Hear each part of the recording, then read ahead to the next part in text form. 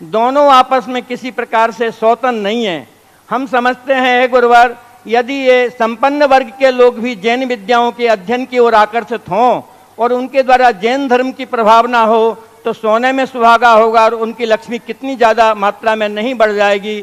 तो हे गुरुवर, हमारा कहना यह है कि किस प्रकार से समाज में संपन्न वर्ग के लोग भी जैन विद्याओं को पढ़ने के प्रति आकर्षित होवें, ये समाज में परिवर्तन पूज्य गुरुदेव आपकी वाणी के द्वारा ही संभव है। अतः दृढ़ता निर्देश करें। नमोस्तु गुरुवर। इस युग के आदि में भरत चक्रवर्ती ने स्वप्न में ही ये स्वप्न देख लिया था और चंद्रगुप्त के 16 स्वप्नों में भी ये स्वप्न आया था कि इस पंचम काल में समृद्ध और समर्थ लोग पाप की तरफ ज़्यादा वृद्धि करेंगे, धर्म की तरफ कम वृद्धि करेंगे। उन्होंने देख लिया था कि यह जो धर्म का रथ है, जो हाथियों के द्वारा खींचा जाता था, वो हाथी तो इस रथ को छोड़ देंगे और जो बच्चे समर्थ नहीं हैं, जो उस रथ को खींचने में समर्थ नहीं है, ऐसे सद्याजात बच्चे उस रथ को खींच रहे हैं।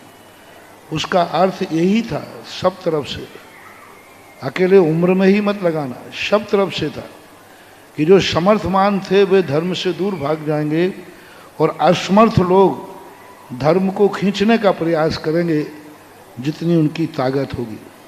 चंद्रगुप्त के स्वप्नों में आया था कि बस अब पंचम काल में राजा लोग दीक्षा नहीं लेंगे। अंतिम चंद्रगुप्त राजा दीक्षा ली, अंतिम चंद्रगुप्त था जिन्होंने दीक्षा ली। राजा लोग जो जिनके लिए मार्ग था, जिन क्षत्रियों के लिए मार्ग था, जिन राजाओं के लिए ये मार्ग था, वे राजा लोग आगे धर्म कार्य में पीछे जाएंगे और जो राजा नहीं है वे धर्म कार्य में आएंगे। उसी का परिणाम देख रहे हैं कि जो धन से समृद्ध थे उनको ज्ञानवान होना चाहिए, उनको धर्म शास्त्रों का ज्ञान होना चाहिए। उनको तो कोई धर्म शास्त्र का ज्ञान होता नहीं। जो धनहीन हैं, असमर्थ हैं, वे धर्म का ज्ञान करने के लिए तत्पर होते हैं।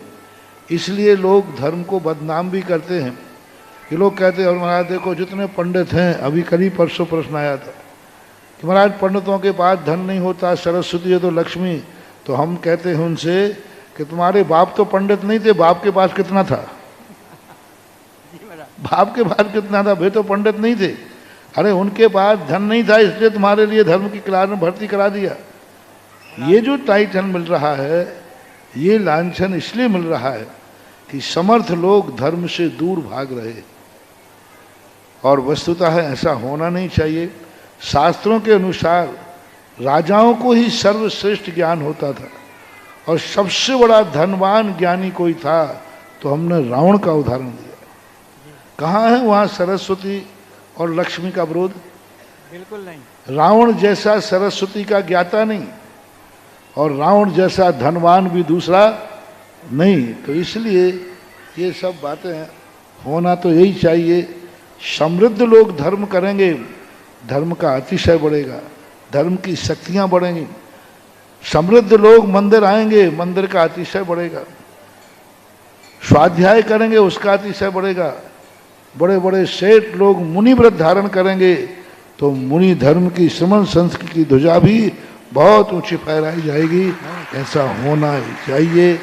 लेकिन अब कलयुग में चक्रवर्ती ने पहले ही स्वप्न देख लिया था, वो स्वप्न के अनुसार सब कुछ देखने में आ रहा है।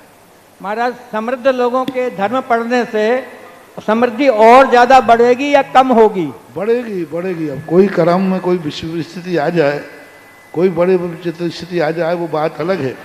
लेकिन सामान्य था धन के साथ सरस्वती हो तो धन की बहुत बड़ी सुरक्षा होती है, बहुत बड़ी।